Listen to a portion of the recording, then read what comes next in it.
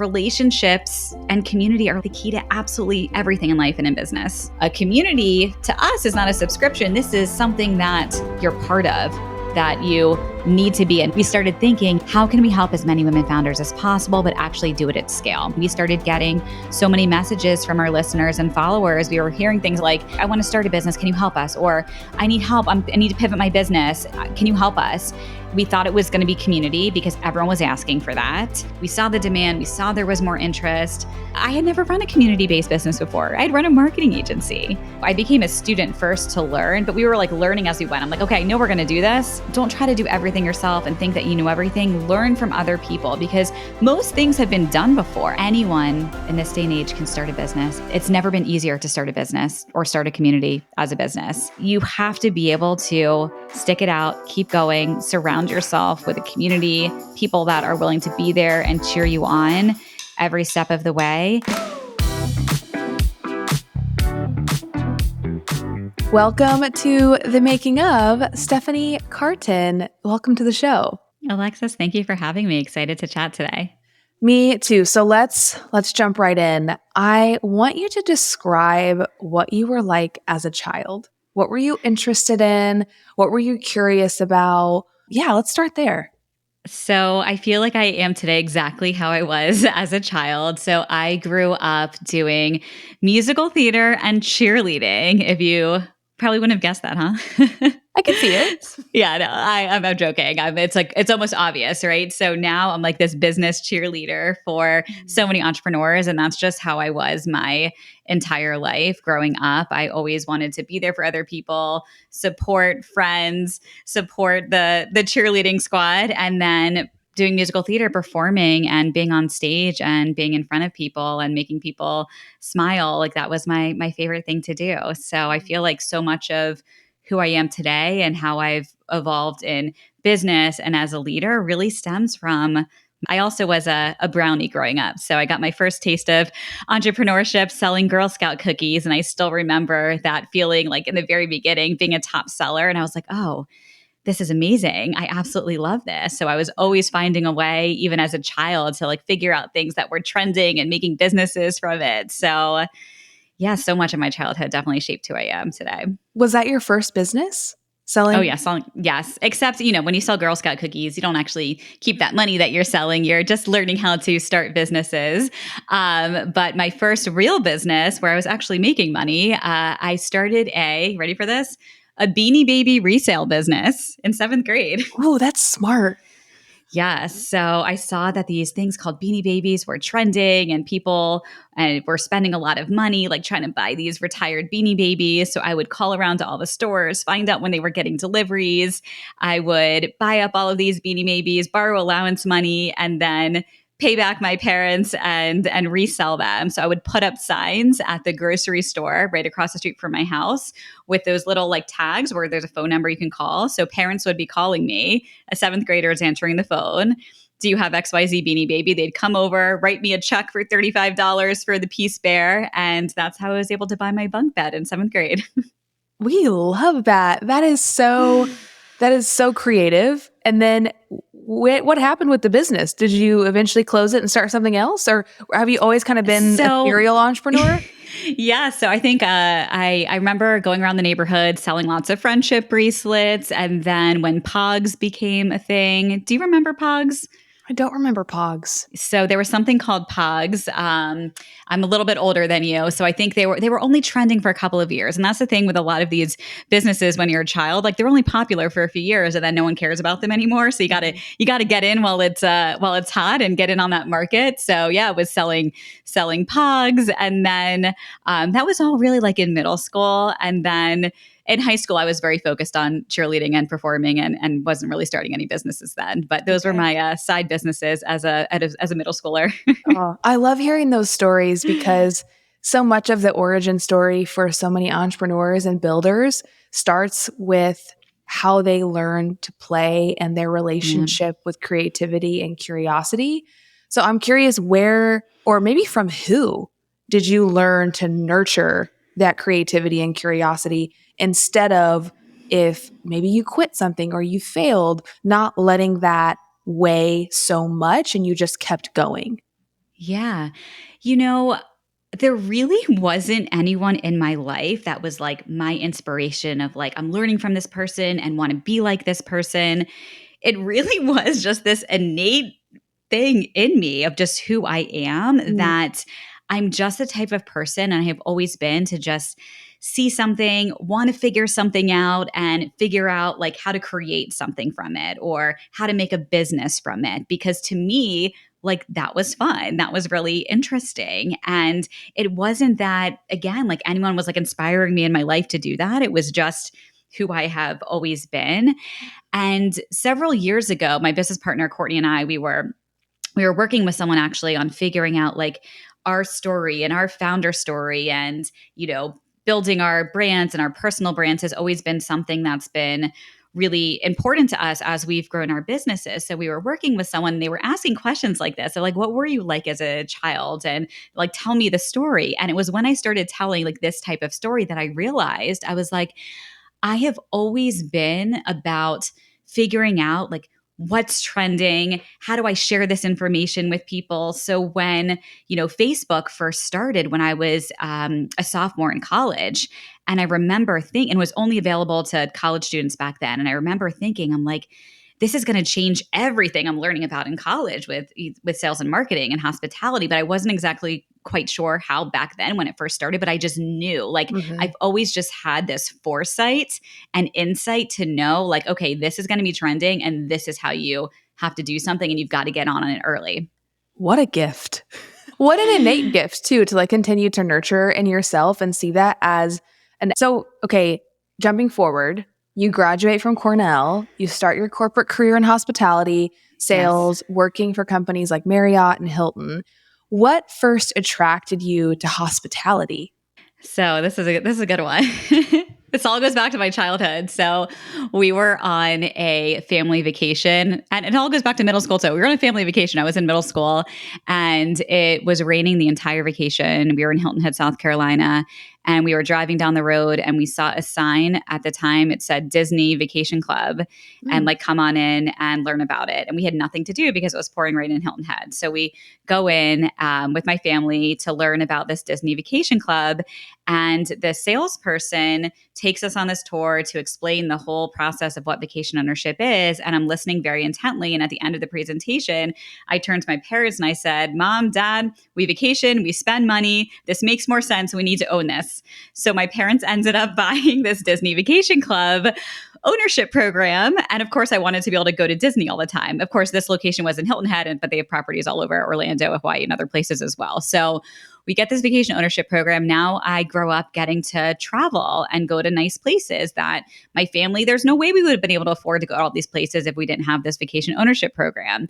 And I still remember when it was time in high school, when I was trying to figure out like what I wanted to do for my career, I really wanted to go to school for theater because I was doing theater, but I wasn't allowed to do that. So I was like, well, I remember going on this presentation, and we stayed in touch with the person that sold our parents this vacation ownership package, John.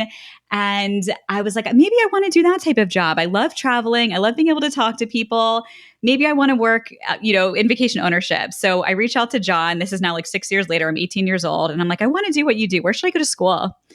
And he said, you should go apply to Cornell. They have a hospitality program. It's the best hospitality program. And I was like, okay. So I applied, I got in, and Wow. that's how I ended up going to school for hospitality. Well, so much of your story ties back to you as a child and Yes. you connecting those dots. You recognize now that that story, that experience had a lot of value and meaning to you. And so then you're like, okay, I'm going to lean into that, go to school for that, ask questions, stay Yeah. connected with this Yes. John. Did you get his business card? How'd you stay connected with him?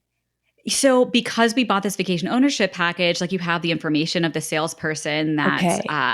that ends up selling the package to you or the program to you. So my parents had stayed in touch with him and kept his number. Now, by the time I was graduating, he was now working for Marriott Vacation Club at that point. Okay. So we actually then went and we visited him in Hilton Head at the Marriott Vacation Club property. My parents ended up buying more vacation ownership, was able to continue to travel.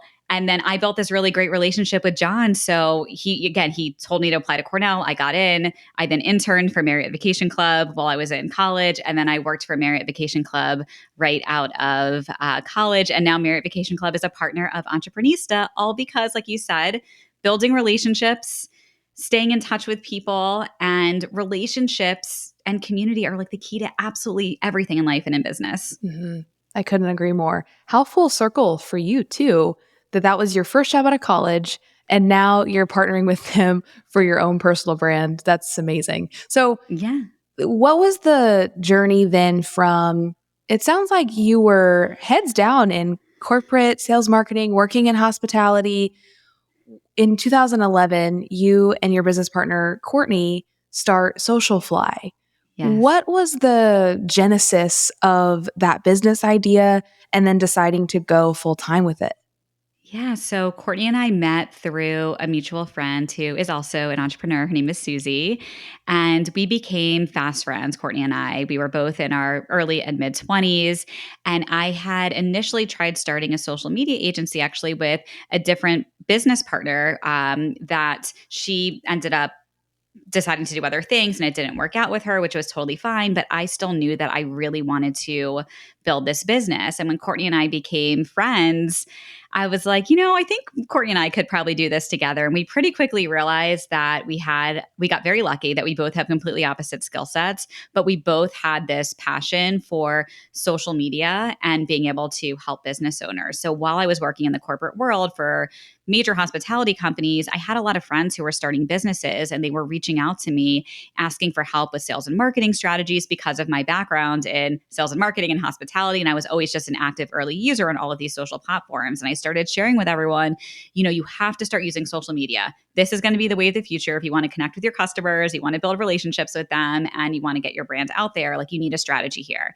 And if you remember back in 2011, when we really started the agency, like we had to I'm putting this in quotes, like sell social media. Like brands would be like, what? This is a fad. We don't need this. And I'm like, I'm telling you, this is very important. You need this. And this is not going anywhere. And that's how, when we first started the business, like we were literally pounding the pavement, doing a lot of education and having to explain to businesses why you needed to start investing in a social media strategy for your business then, because it was going to be so important to stay in business by being on social media. So that's how Courtney and I met and how we started. And we spent about 10 months just taking on clients on the side in 2011 and 2012 before we quit our corporate jobs and then decided to go all in and do it on the same day. We quit our corporate jobs May 4th of 2012 and really never looked back. Wow. What were you looking for, a certain milestone before you quit your job? Was it a client number? Was it a revenue number? I know there are a lot of people listening to the show that maybe have a side hustle and they're Mhm. trying to figure out when to make the switch from side hustle to then running their business full time. What was it like for you and Courtney? Was it just writing on the wall? Was it energetic? Was it a number or a metric? So I'll tell you what it was for us, and then I'll share with you like what I would recommend for other people that are in the position of deciding, because it really depends on everyone's unique situation. But for myself and Courtney, we were, again, we were in our early and mid 20s. I think Courtney was 23 at the time. I was 26, about to turn 27. So neither of us were married at the time, no children. Our only responsibilities at that point were like paying for ourselves to like live, and that's basically it. Like we just had to take care of ourselves. And are you in New Um, York at this time? yes, we're Okay. both in New York at this time. Okay. And what we realized, the big like, oh, we just have to do this, is there just wasn't enough time to actually build the business because we were both working full time. So we had a couple of paying clients on the side. And I remember we would both be at our corporate jobs. Like back then we were like using G-Chat to like talk to each other during the day, trying to still do some stuff on the side. And then every single night we were getting together or doing work every single night. And then every single weekend, both Saturday and Sunday, we were meeting up at our apartment, or we were meeting up. I belonged to a gym at the time. There was a cafe. We'd meet up in the cafe and work on these client projects together. And we realized we're like, the only way to actually go all in and build this business is if we actually have the time to do it, because we saw the demand, we saw there was more interest. but there was just no way to keep doing both our full-time jobs and try to build this business without actually having the time. So I knew once we took that leap, like I knew in my heart, like it was going to work because it had to. Courtney and I, like I told you, we have completely opposite skill sets, and we're also like very different when it comes to like planning things. Actually, I'm more like Courtney now than I was back then. Back then, I'm like, it's going to work. Like no backup plan. Like we're good. Backup plan can always go get a job, right? Yeah. Courtney was like, okay, I have this much money to live. If this doesn't work, I've got to get a job in this many months. I'm like, don't even look at that. Like it's going to happen. We're going to make it happen. You mentioned the different skill sets. Tell me more about that. Yes. So pretty much from day one of starting the business, we always really divided and conquered with our responsibilities. So I was always focused on the sales and marketing of our agency. And then Courtney was always focused on operations and finance. And back in the early days when it was just the two of us, I was going out and selling and trying to bring in the clients. And then Courtney was, managing the actual client work when it was just the two of us. Okay. Then as we started signing more clients and growing the team, Courtney was responsible for, building out the team, processes, managing the finances. And I was always out there selling, building the business, building the marketing strategy. So that's always worked really well for us. Now we're in a different place, and I'm sure we'll get to that, of course, of what has now evolved over the past decade. But back then it worked really well. What was the transition like from employee to founder? Something that was very helpful about having been an employee for several years and working in the corporate world was really seeing what works really well at corporate companies, what doesn't work well, and what are the different things that we want to bring to our business, and what are the things we want to be sure that we never do as business owners based on some bad experiences we had working for other companies as well. For me, I feel like it was just a natural fit for me. Like when I was employed at another company, it's hard for me because I'm such a leader. I want to be able to make decisions and be able to take action quickly. And when you work for someone else, it's really hard to do that. So it was definitely very challenging for me working as an employee versus running a business. For me, running a business, like I feel like I was just born to do this because it's just my natural being of like, how can I figure it out? How can I get it done? And how can I bring in the right people to take action and do it? So it was actually quite natural for you. Mm-hmm. Yes. Yeah. Such an organic journey. So then from starting in you go full time in 2012, 6 years later, Entrepreneurista is born. I want to talk about that 6-year path of like what happened between going full time, you're growing Socialfly, and then you decide to start and launch Entrepreneurista. Yes. So during that 6-year period, Courtney and I were very focused on building the business and just learning as much as we could because neither of us had ever, sure, I had a Beanie Baby resale business. That's not necessarily a real business, right? Like we were building an actual company here. And I had a lot of experience from, being in the hospitality business school program at Cornell, but taking courses is very different. Like it's good to get that high level knowledge, but it's very different than actually executing. Yeah. And being able to just dive in and start learning as we went, that's what actually really helped us. And one of the first things that we did is we got advice from Courtney's family friend. His name is Frank, who actually gave us our first office space in Manhattan. We bartered for office space when we first started the business. We helped him with the social media and he gave us some office space. And he said, how are you going to get your clients? And I was like, we're going to pound the pavement. We're going to talk to a lot of people and we're going to use social media. And he's like, come with me to my networking group.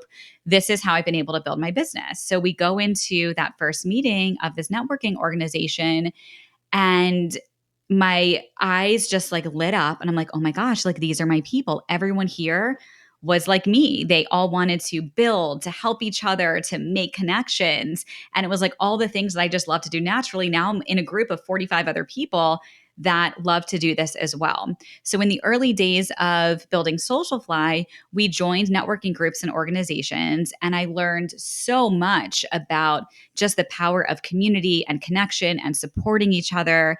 And from there, Courtney and I ended up joining other organizations. We worked with a business coach.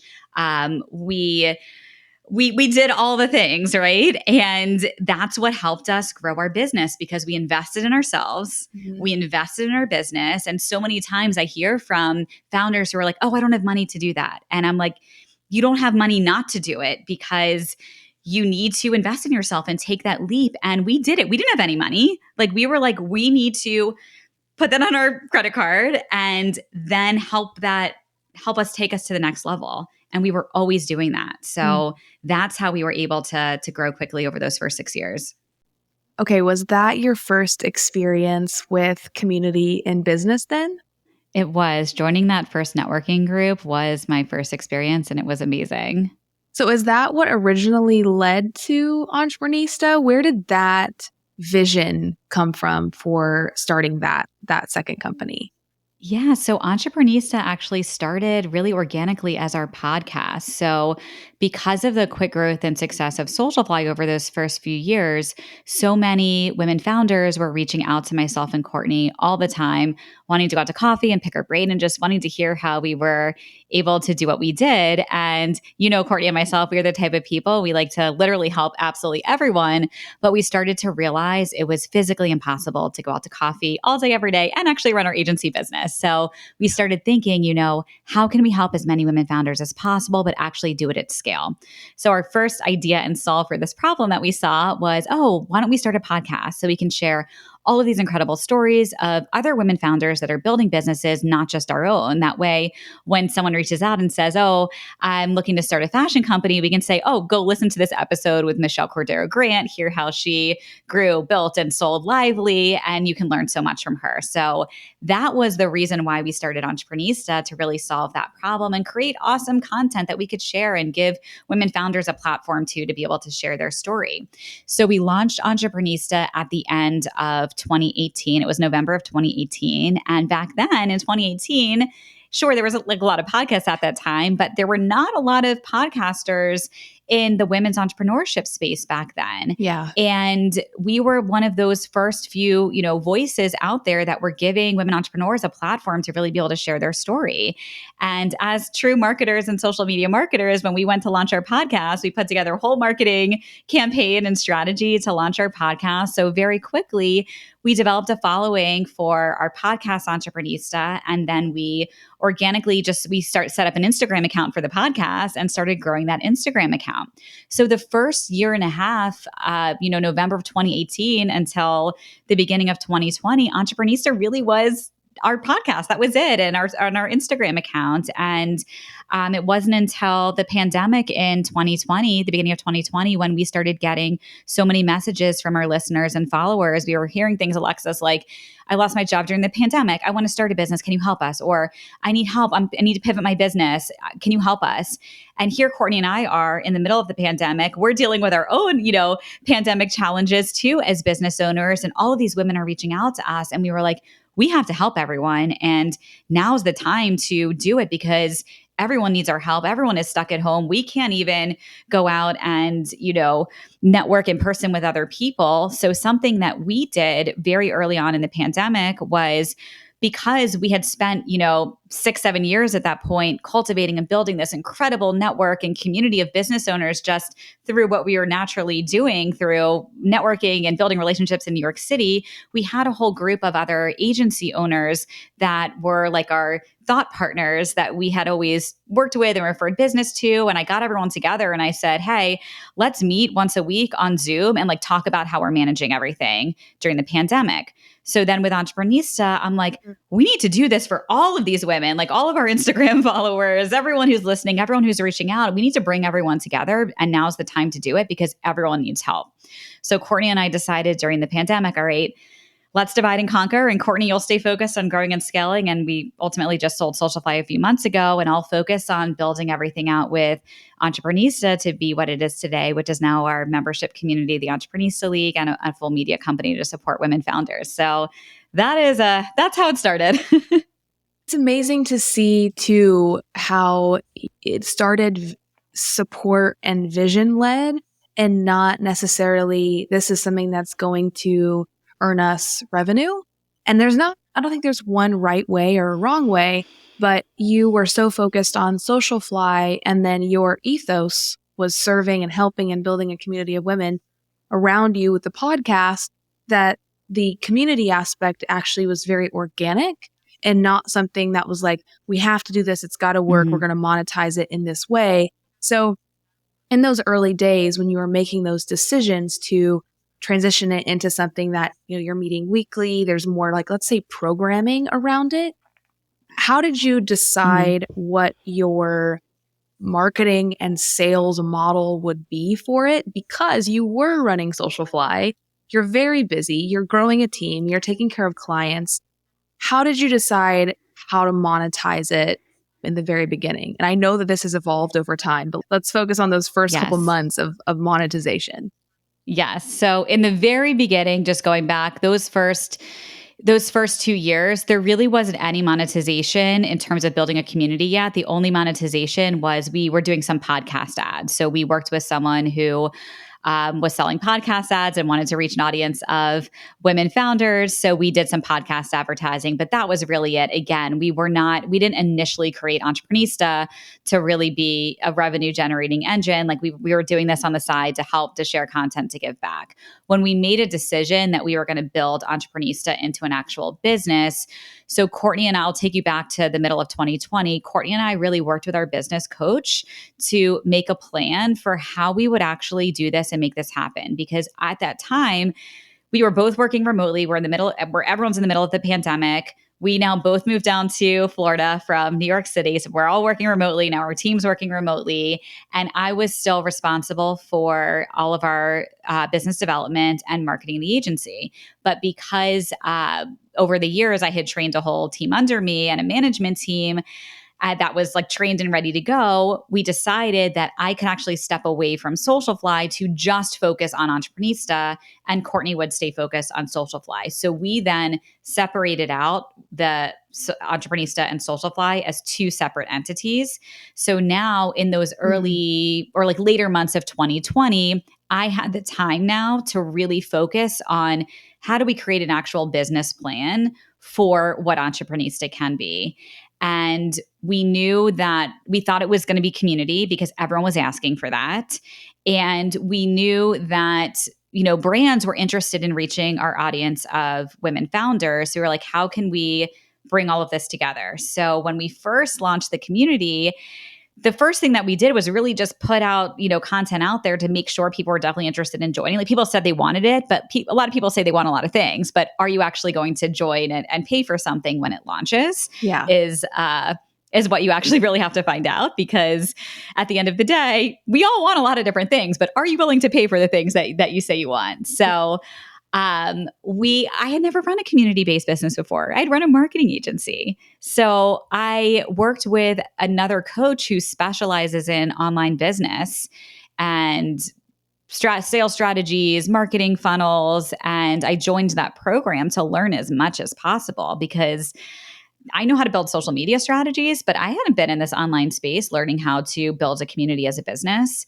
So I became a student first to learn, but we were like learning as we went. I'm like, okay, I know we're going to do this. We're going to do this coach and work with this program to kind of learn what other people are doing. But ultimately, you have to create it for your so we did surveys, asked people a lot of questions, found out what they needed, but ultimately we knew what we needed as we were building and scaling Socialfly. So we wanted to create that for the community, and that's what has really worked. Wow. I want to call out a common thread of your story so far in even your early childhood days, as well as now, whenever you're building Entreprenista in 2020, is this tendency and skill to recognize that you don't have all the answers, and you can ask questions, and you can hire coaches, you can get mentors, like you can pull people in to these gaps that you see in your life and in your business to help you fill them and to help you figure out, okay, what's the next step?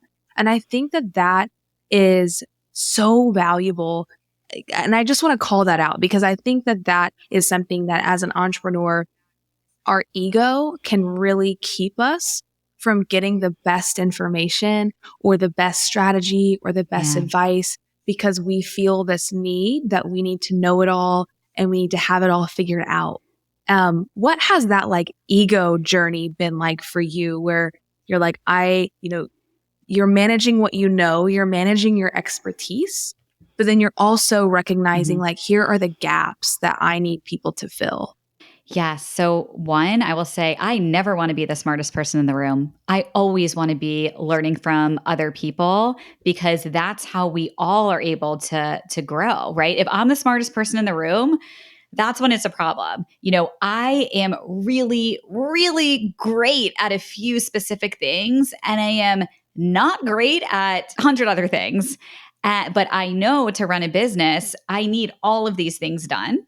So I know where I need to focus in my area of genius, and then where I need to learn from other people to know just enough to then hire the experts to be able to fill in all of those gaps to actually build a successful, profitable business. It's when I try to figure everything out myself, like that's not where I should be spending my time. I just need to know just enough to bring on the right people. And I always encourage people, you know, don't try to be the smartest person in the room. Don't try to do everything yourself and think that you know everything. Learn from other people because most things have been done before. I actually just had a call with one of our members today. They're building a tech platform and neither of them are technical co-founders. And I said, that's amazing. And you both can absolutely do it.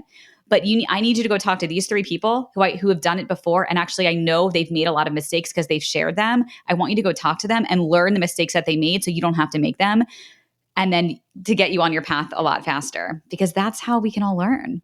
I love that. I want to keep talking about Entreprenista, but I first want to bookend Socialfly. Not that it's fully bookended, but I know that earlier this year, you and Courtney made the decision to sell Socialfly to Trueform Media Group. Yes. What was that process like, and what led you to that decision? And like, whether that was emotional or whether that was financial, like what were the aspects that led to the closing of that chapter in the way that it had been? Yeah. So, throughout our entrepreneurial journey, we've always just learned so much along the way and from other like coaches and mentors. And one of our mentors, her name is Cartin. She's also part of Entreprenista.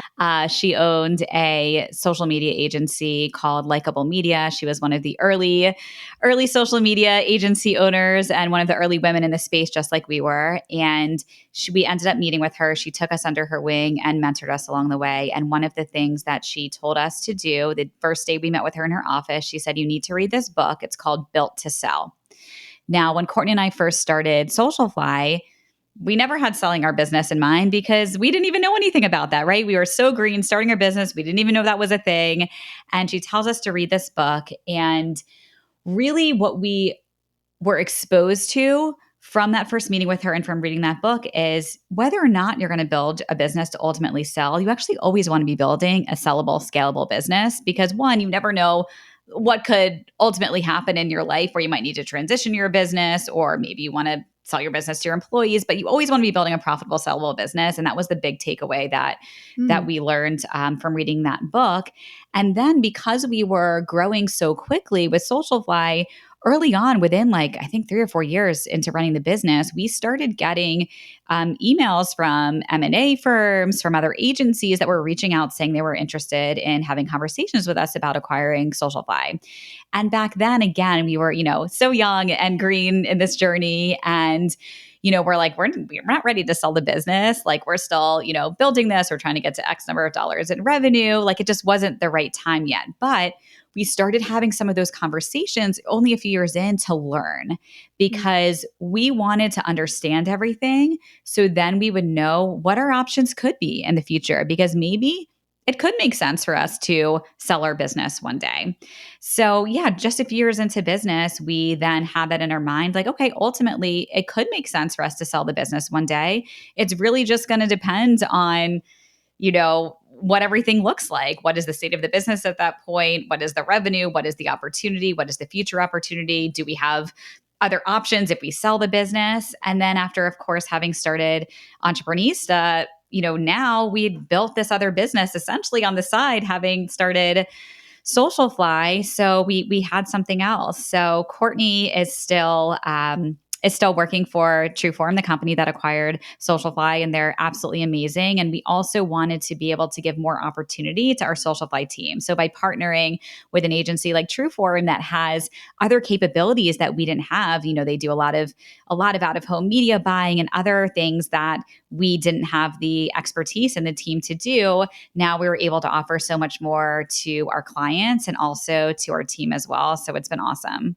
Wow. Love the focus on taking those meetings in the early days just to learn. Again, like I just love your curious mind and like your ability to stay open to possibilities and what they can lead to you. Was there any emotion? Like, was it emotional making that decision, or was it like, oh, this just makes sense, this is the next most natural step? There was a lot of emotion. Now, for me, because I had not been involved in the day-to-day operations of the business since the middle of 2020, Courtney had been running and operating that business, and I had been running Entrepreneurista for the past few years. It was definitely a lot easier for me because I had already let go of my baby and was so focused on Entrepreneurista. So definitely a lot easier for me. But, for Courtney, who's been in it, of course, anytime you sell your business, it's very emotional. There's a lot of change. It's a huge learning curve from going through the acquisition process. And that would be a whole other 1-hour podcast episode on that whole process. Yeah. So we need to have Courtney on just to talk about what it's like to sell a business and the emotions behind that. Yes. So thank you for sharing that too, because I think it's important to highlight the a high level strategy piece. This is organic. This makes sense. This is where we're at as a company. You were over a decade into that journey. But then there's also, we have to acknowledge the emotional side of something, like a chapter closing or just change in general, and then how you fit into that change. So in 2020, you go on to co-found Market. And then in 2022, you go on to co-found Pearl Influential Capital. You are a co-founder, my friend. What are the responsibilities as a co-founder for each of these companies? Because I know that a lot of times companies will start and they'll bring people on as co-founders long after they've started the business. Yes. So what was your experience with both of these companies? Yeah, absolutely. And so each one is a completely different experience. So I'll start with Market first and how that happened. So Ankur, who's the founder of Market, was actually Courtney's boss at American Express, the job that she quit to then start Socialfly with me. Wow. So this happened because this was actually right before the pandemic. So it was January of 2020. And my daughter was 7 months old at the time. And my husband and I, at the time, we were living in New York City. We're on the Upper East Side. We're out at a diner in the morning with my 7-month-old. And we're sitting there talking about all of these items that we have for her in our apartment that she's outgrown, that are barely touched. And I was telling him all of these things that I need to buy for her now. And he's like, you need to get all this other stuff out of the apartment before we bring anything else in here, because the walls are closing in on us. We're in a small apartment and we can't have all this stuff in here. So we're sitting at breakfast and I'm going on Facebook Marketplace and Craigslist. And I'm like, this is not how parents want to shop for or sell things. This makes no sense. How is there not a Poshmark, but for parents? How does this not exist? Because I'm looking online, I don't see anything. So I text Courtney. I'm like, Courtney, I have the best business idea. How is there not a Poshmark for parents? How does this not exist? And she's like, oh my gosh, so funny. My former boss from American Express, Ankur, he's building this exact platform right now. And he actually just reached out to me because he's looking for marketing help. So long story short, Ankur, he comes in and meets with us at our Socialfly office. And after spending a lot of time talking then and over the next couple of weeks, we realized it would actually make sense to formally partner together. So I came on as a co-founder, and my responsibilities specifically were helping with marketing strategy, branding, and influencer marketing, and then fundraising.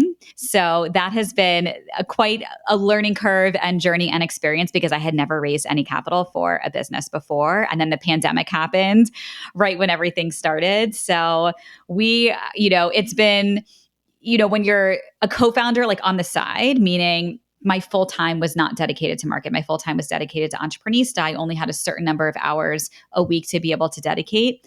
You can only do so much when you're not full time in your business, just as, we learned from when Courtney and I first started Socialfly. So if you're going to get involved in other businesses, whether as a co-founder, as an advisor, you have to be really clear on what you're able to do and contribute. You definitely need at least one person that's running the show and executing, but there are ways to be able to bring on, co-founders or advisors where they don't necessarily have to be full-time in the business.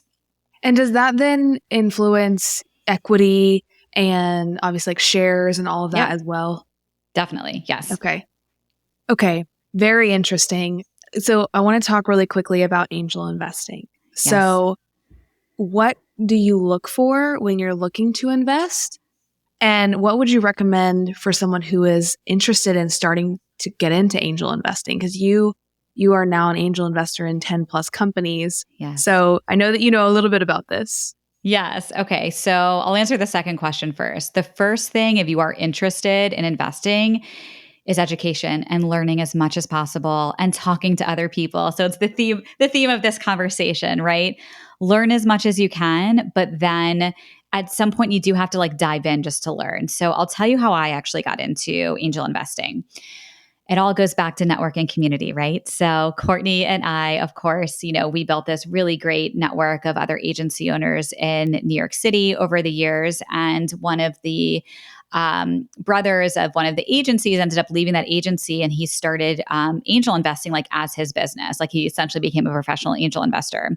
So back in 2019, like I saw what Ben was doing and I was curious. I'm like, what is this angel investing thing? Like I need to learn about this. Like what is everyone talking about? So I reach out to Ben and I'm like, Ben, need to understand what you're doing. Like, can you explain all of this to me? Like what is this angel investing thing? And he said to me, he's like, I think he did a screen share with me, showed me things. He's like, the best way to learn is actually just to like jump in and invest some money just so you can go through the process and actually learn, because we all know we learn by doing. So back then he was doing, it's called SPVs. If you're familiar with an SPV, it's called a special purpose vehicle. It allows founders who are raising capital to be able to raise capital from multiple people with one line item on your cap table. And back then, I think it was for the deals that he was doing, it was a minimum of like $1,000 or $2,500. So it wasn't like you have to write a check for $50,000 or $100,000 to get in to one of these deals. It could be, as little as $1,000. So I invest in one of the deals that he's doing, and he uses a platform then called AngelList. And I just start learning the process and then understanding, okay, what is the due diligence process that investors go through to understand like what are these opportunities? So that's really how I learned, was by talking to someone else who did it professionally and jumping in and doing it, and then just starting to talk to other people. And then what ended up happening, Alexis, was through Entreprenista and through Socialfly, over the years, we started to see through Entreprenista, so many founders are trying to raise capital. And we know the stats of women trying to raise capital. It is really challenging to raise capital as a woman in business.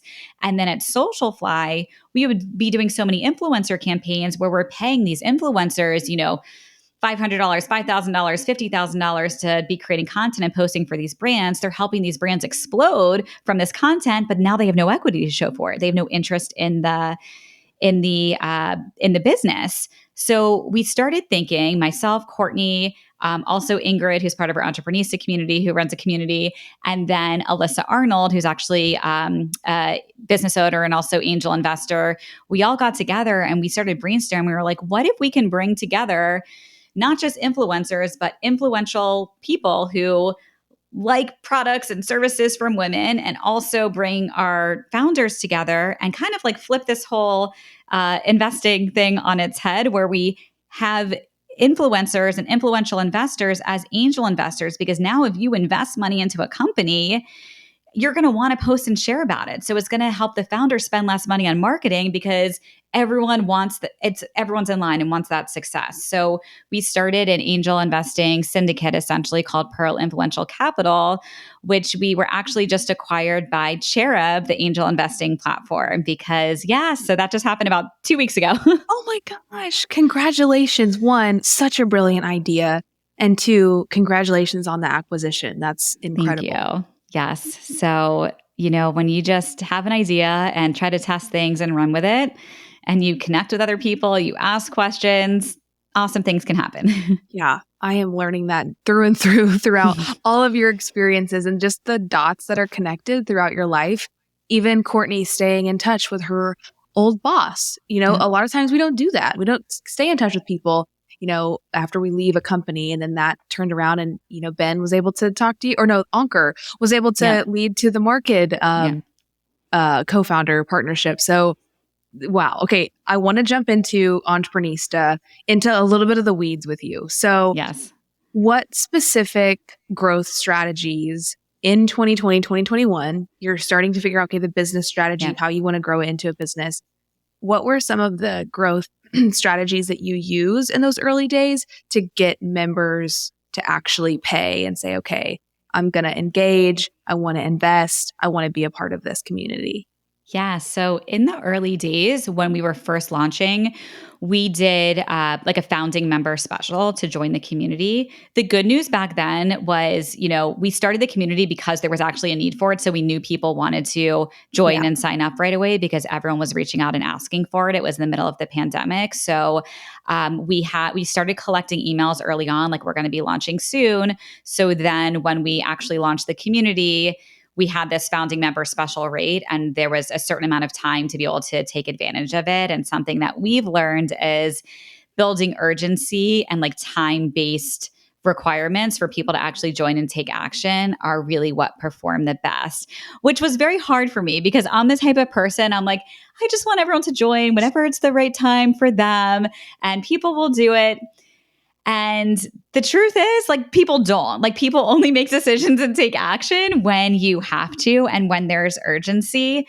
So I really had to just like become okay with that. Like, okay, I'm actually helping people by giving them a deadline, because the sooner they get in here and get to experience all the magic happening in our community, the better their life and their business is going to be. So like, I'm okay with doing that now because unfortunately, it's just human nature. A lot of times we don't make decisions until there's a deadline on something. So that's something that we definitely learned early on. But we did, a lot of social content. Of course, we already had our podcast, so we were talking about the community on our podcast. And then email marketing is key, and something that I share with founders all the time, and especially with founders that are looking to build community. Having an Instagram community is amazing, and that's a great top of funnel place to start. But ultimately, you need to get their email. You need to get their email. You need to get their email. You need to get their email. Yeah, I know you've heard this as well, but social is great for top of funnel. It's a rented platform. You don't own it. You have no access to any of the community that you build there. So the email strategy is huge. What was your pricing strategy in the beginning? Was it monthly, quarterly, annual? And then how did that evolve too, based on some trends you were seeing? Yes. So initially, when we launched, our pricing model was $324 a year for the founding member rate when we first launched. And we ran that special, I think it was like a month and a half or so to get in and to be a founding member. Then we tested increasing the price for a yearly membership. I think it was somewhere like just under $400. And then we landed on a $349 a year membership. And that would be reoccurring. People would pay that every single year. About little over a year into the membership, when we're going on year 2, I would start seeing like some people would reach out and be like, "Oh, I don't want to renew my subscription." And I'm like, "What are people talking about? What subscription? Like, we're not a subscription, we're a community." And then the light bulb went off. I was like, "Oh my gosh, we use Stripe as our payment processor. Like, love Stripe, but that's who we use as a payment processor. That's how we set everything up from the beginning." And Stripe sends out an auto email that says to people, your subscription is about to renew. So I'm like, oh, learned very quickly how important language and every word is in marketing and speaking to your customers and your members, because in our minds, we are absolutely the farthest thing from a subscription. We are not a subscription. And subscription has, a negative connotation because we all know, right? Anytime something's going on in your life, in your business, you look at your credit card, you're like, what's recurring that I don't need anymore? Like, that's a subscription. Yep. A community to us is not a subscription. This is something that you're part of, that you need to be, and not the thing that you cut. So I start seeing that trend. And I'm like, okay, we have to fix this. And the other thing, the way we had initially set up Entrepreneurista League. So when we first launched the community, we didn't know about Circle. When we first launched the community, I could still cry because I just wish to this day we had known about it right away, because Then, of course, we migrated over to Circle, but we were on another platform. So when we initially set up the community, we were on a different community platform, and we were using Stripe with a different, with a landing page builder. So the way everything was set up, people couldn't automatically, like, let's just say they didn't want to stay in the community. They couldn't do it themselves. They had to reach out. So then if people had questions about their payment or billing or anything, it was going to the community team. And I realized, I'm like, that is like such a bottleneck for team and customer support. Yeah. And two, I don't want people thinking about the Entrepreneurista League as a subscription like ever, because that's not who we are. I'm like, we need to change this for so many reasons. I want, when people join our Entrepreneurista League community, to be in Entrepreneurista forever, where their community that they can depend on as they grow and scale their business. And I want people to have lifetime access to like our initial core membership product. So I had like every gut and feeling in me, like this was going to be the right thing to do. Mm-hmm. Now, when building out any business, when you make big changes like that, there's a lot that's involved in changing everything on the back end, changing all of your marketing, doing all of the content, testing everything to see if it works. So it took us about 6 months from the time that I was like, we need to change this, to actually being able to launch it and make it happen. And it's been like the best thing ever, just offering lifetime membership now. I remember you and I on a call. I don't know if you remember this, but you and I got on a call and you were walking me through like the shift from your pricing model in the language of lifetime membership. And now we see it a lot. Yeah. But that was like, maybe, was that 2 years ago? Or it was this past June was a year. So like a year and a half ago. Yep. But now I'm like, I feel like we set the trend there, because now all of a sudden I'm like, see everyone seeing what we're doing and doing it, which is amazing. Right. Yeah. And look, there's positives and negatives to it, right? If you're doing lifetime membership and you don't have any other offerings to offer your community or in your business, you better be sure you can continue to support the business with that model based on your customer acquisition strategy. So, we've been building out other coaching groups and core groups. I'm actually with Ingrid. We're launching our community builder cohort, because so many of our Entrepreneurista League members are building community as a core part of their business. Mm-hmm. And we've learned, of course, so much over the past 3.5 years building Entrepreneurista, and we want to be able to share all of our learnings at scale. And so many of our members come to me and ask for one-on-ones on how we've built our community so quickly and the way that we've done it. So we've put together a whole program to teach our members how to do this too. So having programs like that, we're doing in-person events now and other things where that lifetime membership gets you into the community platform with all of the virtual learning events, networking events, access to this incredible community that can answer your questions at any given time, and so much more. But we do have other things that are available for members to buy. Yeah. Thank you for going into the weeds on that. I think that community has become really front and center for so many creators, brands, entrepreneurs. But there's a lot of questions on what strategy works best for me, what pricing strategy, how do I start? And I appreciate kind of the going behind the scenes, because it does give people visibility into, there's a lot of different ways to do it. And it's all about finding the way that is sustainable and right for you. Yes. Not, and I never really subscribed to like, this is the only way kind of marketing, because it's just not relatable for everyone, right? Everyone has different goals and different strategies. So I want to go into how you manage your time, because you are a 4-time co-founder. You, as I mentioned, are an angel investor. You're a mom, you're a wife, you're a friend, you are all the things. So how do you manage your time, and what rituals do you prioritize in order to take care of yourself so that you can bring energy to each one of the different facets of your life? Yes, I do the best that I can. And that's the first thing I always tell myself. All I can do is the best I can do each day. Managing life, business, being a mom, it's all really hard. Like nothing is easy. Nothing is as glamorous as it may look on Instagram. And I try to do my absolute very best, as you know, Alexis, for following me on Instagram, to like really share the behind the scenes of like, we're all in this together. Like it's not easy, but there are a lot of strategies that I've just learned over the years that really have worked for me. And I'm still learning, right?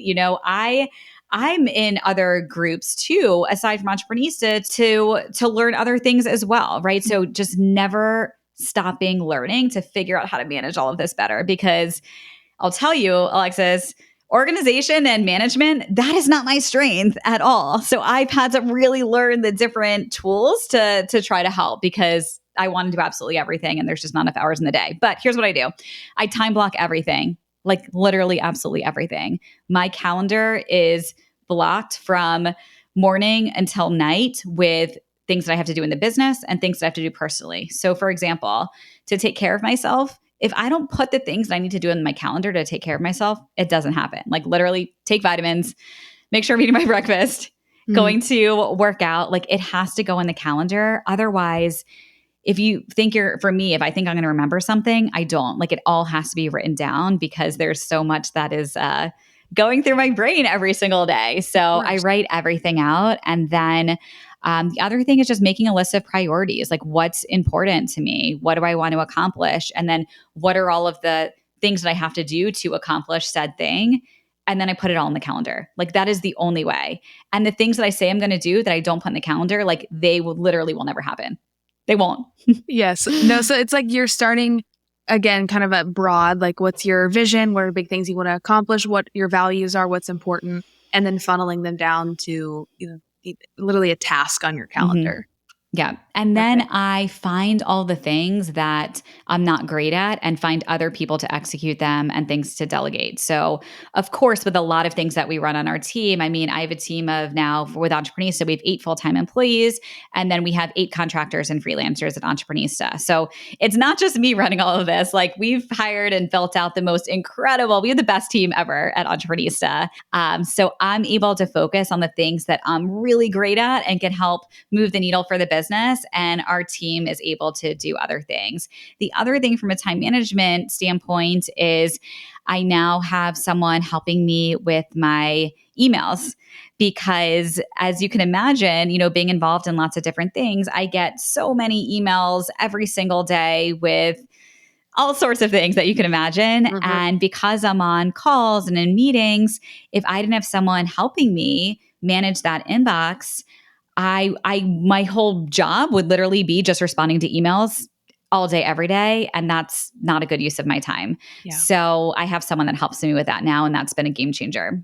Wow. I am so, as as I was prepping for this, I was like in your LinkedIn, I was on your Instagram. I was just like, wow, you are such an inspiration. And I also love how honest and real you are as well. Cause I think that we can look up to people and we can be like, wow, like what a, as you mentioned, what you see online is not always like what's happening behind the scenes. And I really respect the fact that you're able to recognize the hard parts of life. And then, as you mentioned, you're delegating, you're not doing it all. You don't have that pressure that you have to be the center of the wheel and everything has to be in motion around you. So I think that's honestly really refreshing to hear. And I hope that for anyone listening, you really internalize that and recognize, okay, I can do a lot, but I don't have to do it all. I want to ask you one more question before we wrap up. And you spend a lot of time with founders every single day. Are there certain characteristics or common threads that you see in most founders?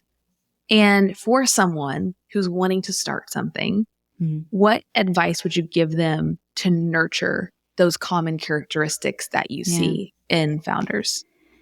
Yeah. So the most common characteristic I see in founders is resilience. So, anyone in this day and age can start a business. It's never been easier to start a business or start a community as a business. You can decide you want to do it and start tomorrow. All the tools are out there. It's staying in business that is the challenge, and growing your business and being able to stick with it. And there are going to be so many hard times. There'll be really great times too, but a lot of hard times where you have to figure things out and question yourself, did we keep going with this? Does this make sense? What do we do? And you have to have that resilience in you of you got to keep going, because there are so many things are going to be thrown at you as a business owner.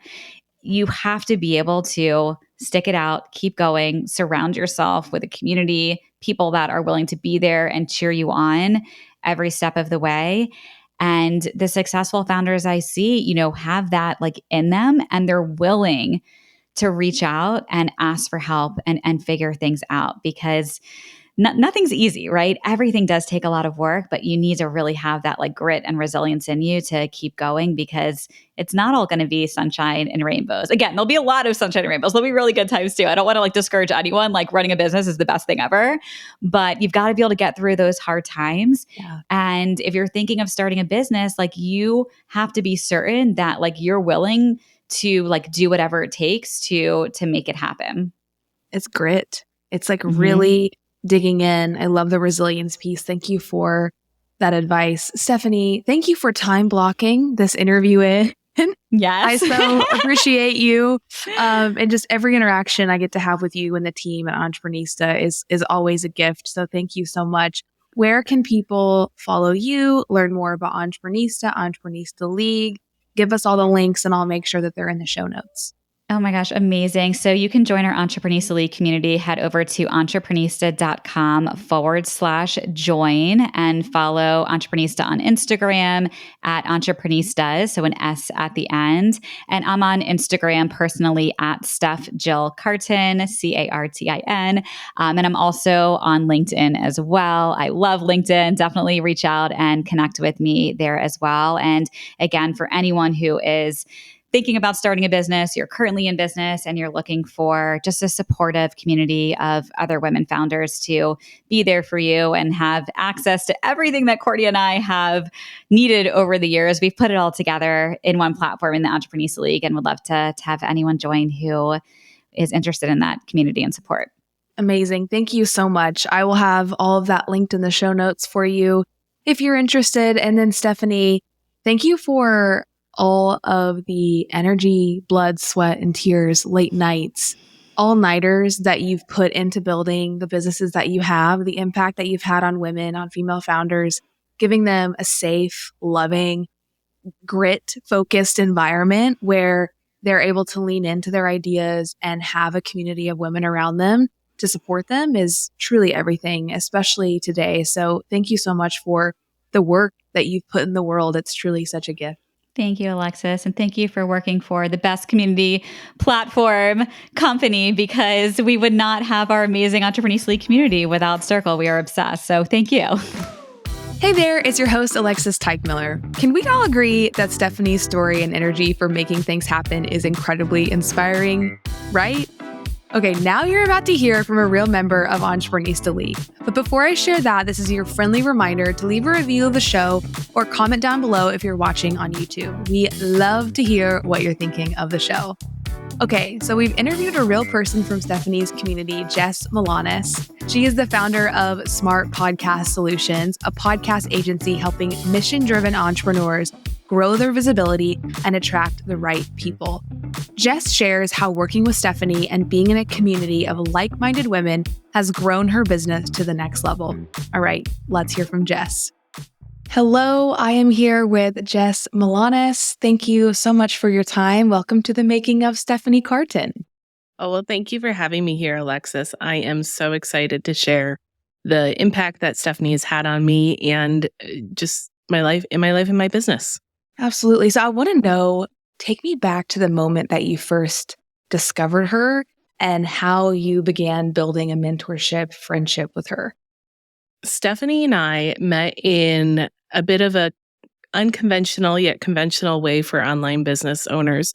I actually had a client who saw her post about something in the She Podcast Facebook group. And it was specifically podcast advertisements and like working with advertisers and sponsors to coordinate that for the Entreprenista podcast. And my wonderful client at the time tagged me and said, "Oh, Jess is your girl." And so Stephanie being Stephanie Carton was on the ball and in my DMs within 5 minutes. I said to her, "Steph, this isn't what I do. I'm happy to make some referrals, but this would be out of my depth and scope of work. But if you ever need support with podcast production or podcast management, I would be your person." As it so happened, 2 days later, she posted in the group and her podcast coordinator was leaving.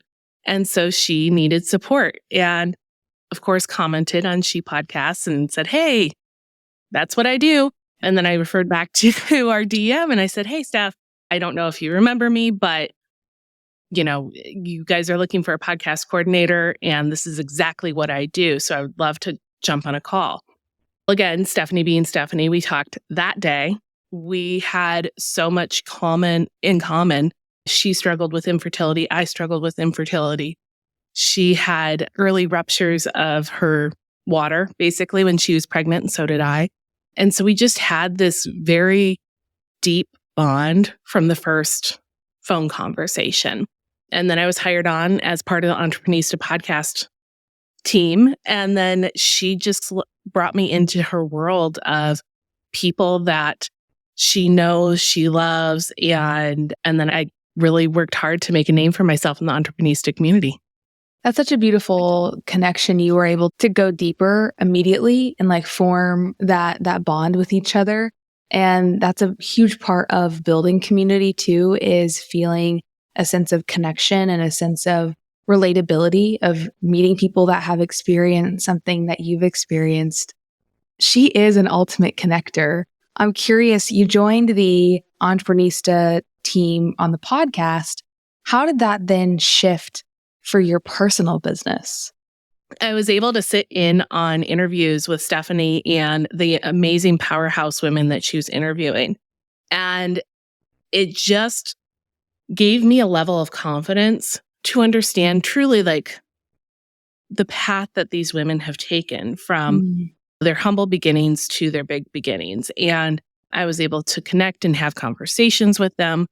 And while none of them became clients, which is absolutely fine, just being in the room, the digital room where everything was happening, and I could hear where they came from and where they have been, what they went through, and then where they're going. And it just gave me so much confidence in saying, this could be me too. Did you end up joining the Entrepreneurista League as well? And what was that process like? And what aspects of that do you feel like helped transform your business? I joined the Entrepreneurista League right away as soon as I started supporting their podcasts. And part of that was because I wanted to get a pulse on what the community was like and who we would be ultimately serving and bringing people into the community. And then I also wanted to use it as a means of networking for my own business. And the way that I really made my mark was I just constantly gave. I gave so much value, so much support. I really modeled myself after what Stephanie would do. SD, what would Stephanie do in terms of providing just amazing support for the other entreprenistas? And that has just totally transformed my business. Anytime anybody asks anything about podcasting in the Entrepreneurista League, I am tagged, if not once, probably on average about 5 times. And I am just known as the podcast person in Entrepreneurista. And that has blown up my business in the best possible way. And then going to Founders Weekend this past May, in May of 2024, that brought my business to a whole new level. And Stephanie, without the Entrepreneurista League and really tapping into that community, I don't know that I would have a business today. Wow. Tell me about May 2024. Like, what specifically blew up in the best way for you? Yeah. So before then, things had just felt really slow and new client acquisition was really hard. And I had all these conversations with other women in the Entrepreneurista League or in the periphery of Entrepreneurista League. And a lot of them actually ended up attending Founders Weekend in May of 2024 in Orlando. And having those in-person conversations, breaking bread with these people, with these women, just transformed in the best possible way because I was able to connect with them on a soul level and I was able to just show them who I was and see and feel my energy and that I wasn't there to make a quick buck, but rather to really support them in getting their stories and their missions out into the world. Mm-hmm. There is something different around taking what you create online and pulling it into in-person connection, because you do get to see the energy, as you mentioned, you get to hear the genuine tone, you get to go so much deeper. And it's harder to do that in these one-on-one interactions online. You're reading something through a screen. And so it can only go maybe so deep. It's still very meaningful. But as you mentioned, like being able to be in person and create those kinds of connections, it takes everything a step further. And I think it also, you had already done so much intentional effort in the community to be known as the podcast guru, as the one to go to for any podcast related questions, growth, production.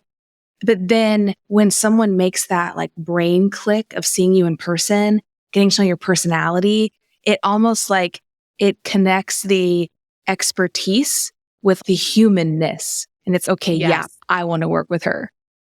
Yes, exactly. And I think that is one of the most powerful things that you can do in building your own business. And percent of my business comes from my community and from referrals and from my personal relationships.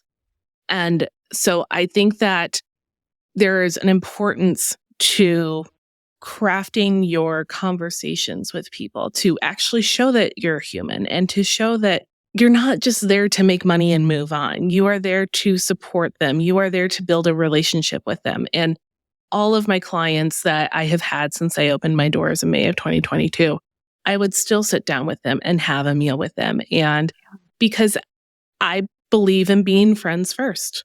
I love that. I love that. And I definitely feel that energy from Stephanie as well. And her bringing that into your connection, turning that into a business relationship, continuing to pour and foster into the community. It's truly beautiful. Thank you so much for sharing that. One last question.